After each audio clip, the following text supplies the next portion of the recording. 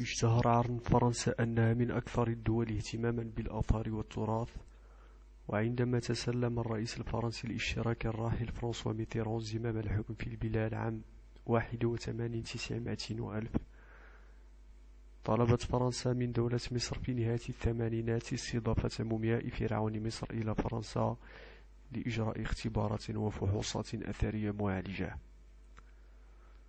فتم نقل جثمان أشهر طاغوت عرفه التاريخ، وهناك على أرض المطار اصطف الرئيس الفرنسي منحنيا هو ووزراؤه وكبار المسؤولين في البلد عند سلم الطائرة ليستقبلوا فرعون مصر استقبال الملوك وكأنه ما زال حيا. عندما انتهت مراسم الاستقبال الملكي لفرعون مصر على أرض فرنسا، حملت مومياء الطاغوت بموكب لا يقل حفاوة عن استقباله، وتم نقله إلى جناح خاص في مركز الآثار الفرنسي ليبدأ بعدها أكبر علماء الآثار في فرنسا وأطباء الجراحة والتشريح دراسة تلك المومياء واكتشاف أسرارها. كان رئيس الجراحين والمسؤول الأول عن دراسة هذه المومياء هو البروفيسور موريس بوكاي.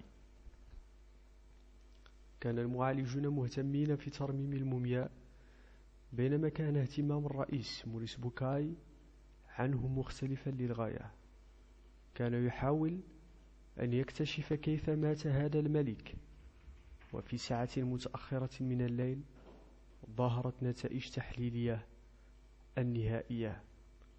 لقد كانت بقايا الملح العالق في جسده أكبر دليل على أنه مات غريقا، كما أن جثته استخرجت من البحر بعد غرقه فورا، ثم أسرعوا بتحنيط جثته لينجو بدنه. لكن ثمة أمرا غريبا ما زال يحيره، وهو كيف بقيت هذه الجثة دون باقي الجثث الفرعونية المحنطة أكثر سلامة من غيرها رغم أنها استخرجت من البحر. كان موريس يعد تقريرا نهائيا عما كان يعتقده اكتشافا جديدا في انتشال جثة فرعون من البحر وتحنيطها بعد غرقه مباشرة. لكن همس أحدهم في أذنه قائلا: لا تتعجل، فإن المسلمين يتحدثون عن غرق هذه المومياء. ولكنه استنكر بشدة هذا الخبر واستغربه، فمثل هذا الاكتشاف لا يمكن معرفته إلا بتطور العلم الحديث وعبر أجهزة حاسوبية حديثة بالغة الدقة. فزاد آخر اندهاشه بقوله: إن قرآنهم الذي يؤمنون به يروي قصة عن غرقه وعن سلامة جثته بعد الغرق. فازداد ذهولا وأخذ يتساءل: كيف يكون هذا وهذه المومياء لم تكتشف أصلا إلا في عام 98 وألف ميلادية، أي قبل 100 عام تقريبا، بينما قرآنهم موجود قبل أكثر من 1400 عام؟ وكيف يستقيم في العقل هذا والبشرية جمعاء وليس المسلمين فقط لم يكونوا يعلمون شيئا عن قيام قدماء المصريين بتحنيط جثث فراعنتهم إلا قبل عقود قليلة من الزمن فقط؟ جلس موريس بوكاي ليلته محدقا في جثمان فرعون، يفكر بإمعان عما همس به صاحبه له من أن قرآن المسلمين يتحدث عن نجاة هذه الجثة بعد الغرق، بينما كتاب المسيحيين المقدس إنجيل متى ولوقا يتحدث عن غرق فرعون أثناء مطاردته لسيدنا موسى عليه السلام دون أن يتعرض لمصير جثمانه البتة. وأخذ يقول في نفسه: هل يعقل أن يكون هذا المحنط أمامي هو فرعون مصر الذي كان يطارد موسى؟ وهل يعقل أن يعرف محمدهم صلى الله عليه وسلم هذا قبل أكثر من 1000 عام وأنا للتو أعرفه؟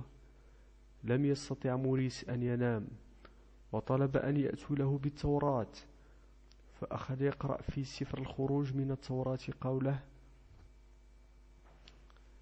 فرجع الماء وغطى مركبات وفرسان جميع جيش فرعون الذي دخل وراءهم في البحر، لم يبقى منهم ولا واحد.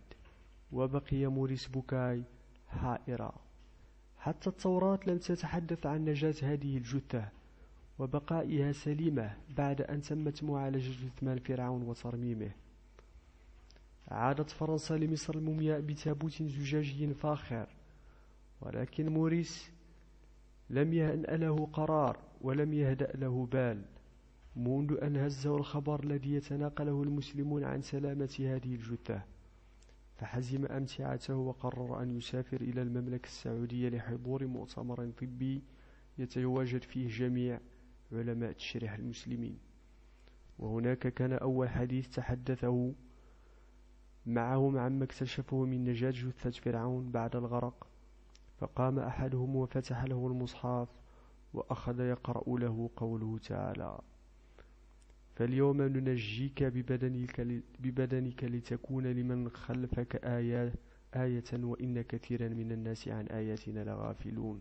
صدق الله العظيم. لقد كان وقع الآية عليه شديدا، ورجت له نفسه رجة جعلته يقف أمام الحضور ويصرخ بأعلى صوته: لقد دخلت الإسلام وآمنت بهذا القرآن. رجع موريس إلى فرنسا بغير الوجه الذي ذهب به، وهناك مكث 10 سنوات ليس لديه شغل يشغله سوى دراسة مدى تطابق الحقائق العلمية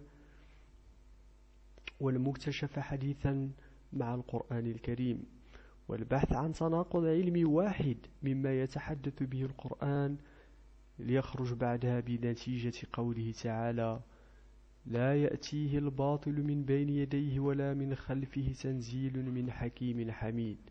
صدق الله العظيم. كان من ثمرة هذه السنوات التي قضاها الفرنسي موريس أن خرج بتأليف كتاب عن القرآن الكريم هز الدول الغربية قاطبة ورج علماءها رجا. لقد كان عنوان الكتاب: القرآن والتوراة والإنجيل والعلم، دراسة الكتب المقدسة في ضوء المعارف الحديثة. فماذا فعل هذا الكتاب؟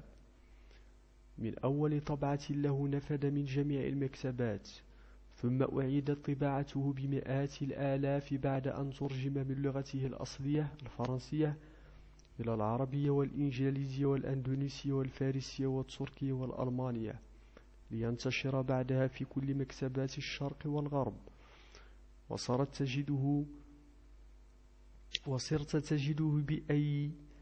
تجده بيد أي شاب مصري أو مغربي أو خليجي في أمريكا أو في أي مكان في العالم.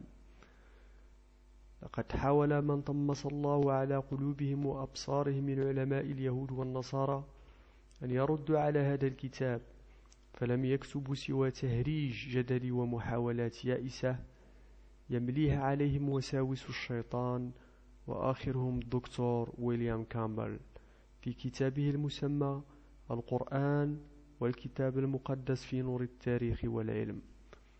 فلقد شرق وغرب ولم يستطع في النهاية أن يحرز شيئا. بل أعجب من هذا أن بعض العلماء في الغرب بدأ يجهز ردا على هذا الكتاب، فلما انغمس بقراءته أكثر وتمعن فيه زيادة أسلم ونطق بالشهادتين على الملأ. فالحمد لله الذي بنعمته تتم الصالحات.